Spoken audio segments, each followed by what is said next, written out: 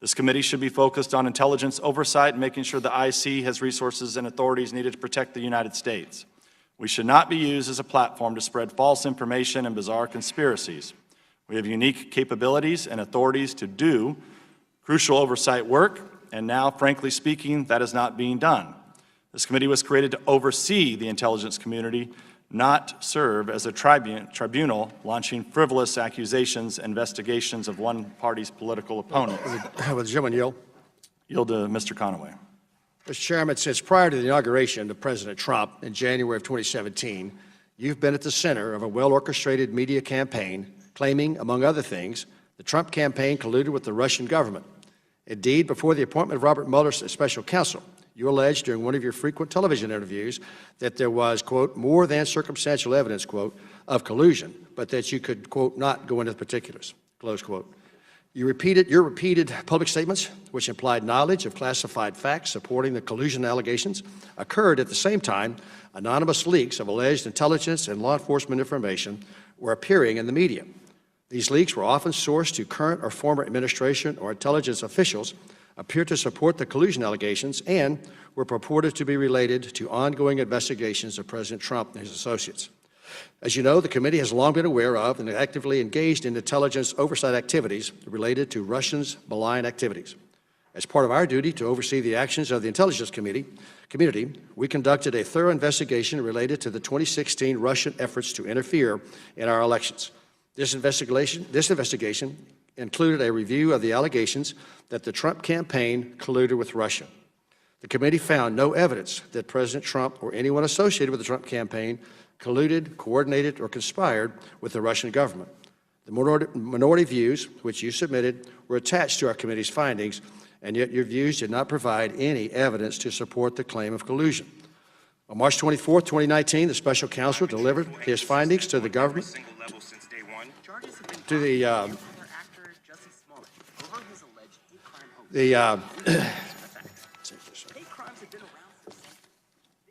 special counsel's investigation did not find that the Trump campaign or anyone associated with conspired or coordinated with Russia in its efforts to influence the 2016 presidential election. Special Counsel Mueller's findings are consistent with those of this committee, as well as the public statements of various senators on the Senate Select Committee on Intelligence. Despite these findings, you continue to proclaim to the media that there is significant evidence of collusion. You further have stated you will continue to investigate the counterintelligence issues. That is the president or people around him compromised in any way by hostile foreign power? Your willingness to continue to promote a demonstrably false narrative is alarming. The findings of the special counsel conclusively refute your past and present assertions and have exposed you as having abused your position to knowingly promote false information, having damaged the integrity of this committee and undermined the faith in the United States government and its institutions. Your actions, both past and present, are incompatible with your duty as chairman of this committee, which alone in the House of Representatives has the obligation and authority to provide effective oversight of the U.S. intelligence community. As such, we have no faith in your ability to discharge your duties in a manner consistent with your constitutional responsibility and urge your immediate resignation as chairman of the committee. Mr. Chairman, this letter is signed by all 9 members of the Republican side of the House, of the committee, and I ask unanimous consent to be entered into the record of today's hearing. Thank you, Mr. Chairman. Before I get to my questions, Mr. Chairman, the letter I read into the record, I did so with a heavy heart and with thought and consideration. There's nothing more difficult that we do than trying to hold each other accountable. Our words, our actions have consequences, and so that's simply what we try to do.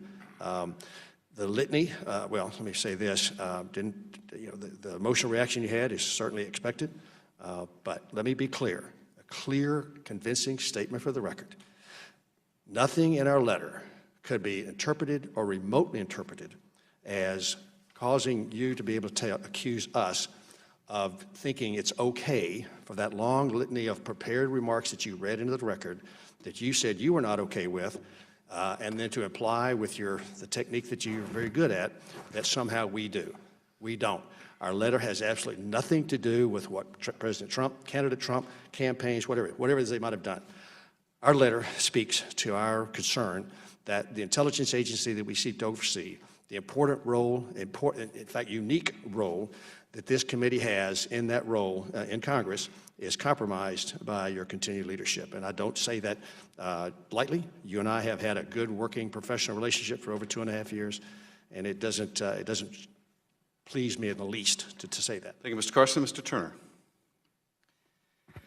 When Senator Joe McCarthy walked the halls of Congress, people in this nation were transfixed, but they were also appalled. And this body then recognized the danger of unethical abuse of congressional powers.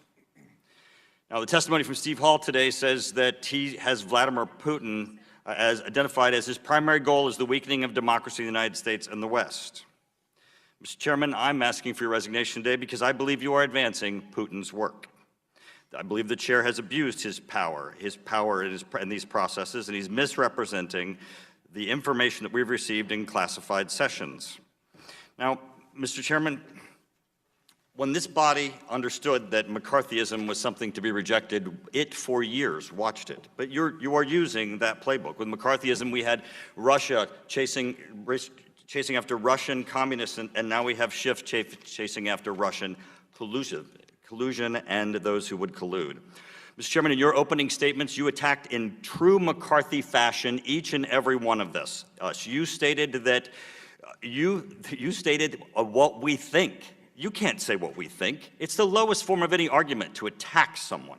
Now, what we have said is we've come forward and said that we all think that your leadership of this committee is compromised, in part because you behave as if your fellow members of this committee are your enemy.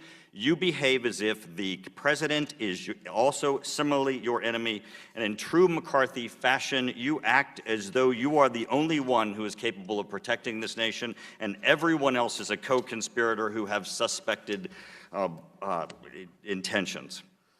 Your response could have been that you're here to protect national security, that you're here to ensure this committee has no leaks, that you're here to ensure that this committee works together, and that you want to have a true bipartisan work to support the international intelligence efforts of our country. Instead, you've shown contempt for your fellow members of Congress. For 2 years, your opening statements have repeatedly attacked the members of this committee, their motives, and their work. You have transformed the staff of this committee so that they are prosecutorial instead of working on issues of national security and intelligence. You have misrepresented to the American people information that we received in classified sessions. And you've had this committee diverge from its goals.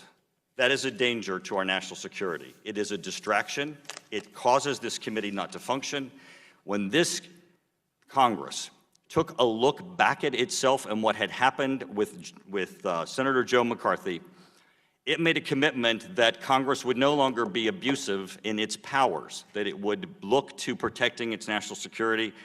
And Mr. Chairman, your reactions today were in true McCarthyism as you chose to attack us instead of state your commitment to national security. Dr. Wenstrup.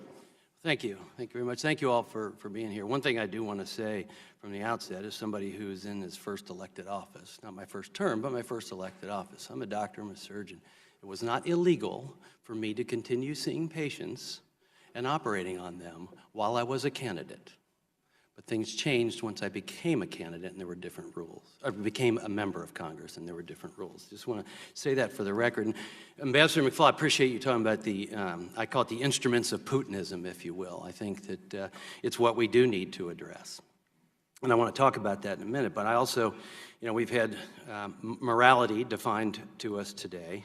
And frankly, I consider entrapment to be immoral, especially if it's being done by Russians. I think it's immoral for a campaign or a party to which many of our members here have donated to pay a British agent and Russians. Let me point that out. Russians were involved with the dossier to create an unverified, salacious document against the opposing candidate. Okay? Now, I doubt that Putin was unaware that Russians took part in that. That's well documented. But I'm surprised to see the legs that took. Putin probably never imagined, or maybe he did, that the FBI, the DOJ, possibly the CIA, would focus on the American candidate and their campaign rather than the Russian involvement with this entire thing.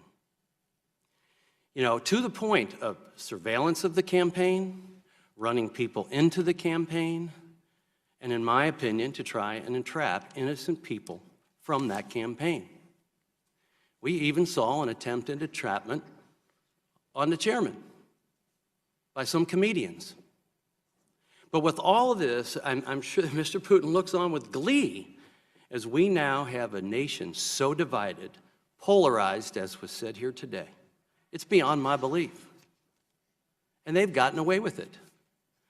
I said in this committee 2 years ago, as the fighting began, which was not there my first term on this committee, by the way, until Mr. Trump won.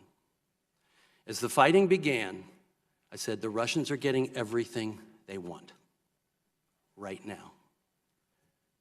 And we have not had discussions of FISA abuses this term. We've not had discussions on the unmasking processes that take place, all of which have raised serious concerns about what is taking place here. We also haven't had discussions on Russian involvement with the dossier.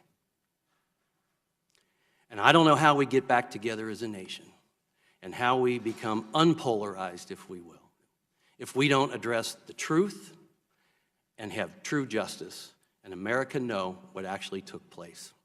So I'm disappointed, as you might imagine, to see all this focus and none on the Russians themselves as they were involved with that entire process from the beginning as having helped to write that dossier. And if Putin was for Trump, what has happened to the Russians that tried to take him down? You've been very eloquent about the power of this man. So I would like to hear anybody who would like to comment on the Russian involvement with this whole process from the beginning as being involved with the dossier. Mr. Stewart. Thank you, Mr. Chairman, and to the witnesses, thank you all. I'm familiar with not all of you, but several of you I am in your long years of service, and I thank you for that service and for being here today. And I do have a list of questions for you, which I'll get to for a moment, in a moment. But before I do, I feel like I have to address at least briefly the elephant in the room, and to, as a kind of man-to-man, explain to our chairman why I signed this letter today. I consider myself a fairly soft-spoken person. I don't like conflict. I don't seek after conflict. But again, I think that this deserves an explanation, and that is that the chairman of the Select Intelligence Committee is not just another politician. It's not just someone who is a member of the resistance and may disagree with this president. This individual is in a position of great responsibility and special trust. And that trust can be destroyed if accusations are made without evidence. Last weekend, the Attorney General and Mr. Mueller released their report and a synopsis of those reports. And now, and this is important to make, that some have said that he concluded there wasn't sufficient legal threshold was reached to prove conspiracy or collusion, but that's simply not true. He didn't say we saw evidence, but it wasn't sufficient to reach a legal threshold to prosecute. He said we saw no evidence of collusion. And he even added, despite multiple attempts by the Russians to make contact with the campaign, the House Intelligence Committee found this, the Senate Intelligence Committee has indicated they have found no evidence of collusion. Mr. Mueller found evidence, or no evidence of collusion. And yet, just a few days ago, Chairman, you said, undoubtedly there is collusion. And I think it's important to note that I would substitute collusion with treason. Because you're not accusing someone of getting a parking ticket or stealing a piece of bubblegum. You are accusing the president of treason, of working with a foreign government and not an ally, not an unknown government entity, a long-time known adversary, and you are saying he has committed high crimes. He is subverting our own law. He is trying to steal an election. He is destroying the trust of the electoral process and break down faith in democracy. And I don't think you can make that accusation and at the same time say, but we're not going to call for his impeachment. I don't think you can have it both ways. If you truly believe that, I don't know how you could not rise today and say, and he should be impeached, and I will lead efforts to impeach him. Because you can't say that he has committed treason and say, but we're okay with that. To use your phrase, Mr. Chairman, we're okay with that. We'll allow him to stay in office. It has to be one or the other. And that's why I signed this letter today. Am I the reason you get stoned every week now? Built up integrity, got you texting, emailing me, wanting me to feel with you. Baby, just face reality, move on. Sometimes it's hard to face reality.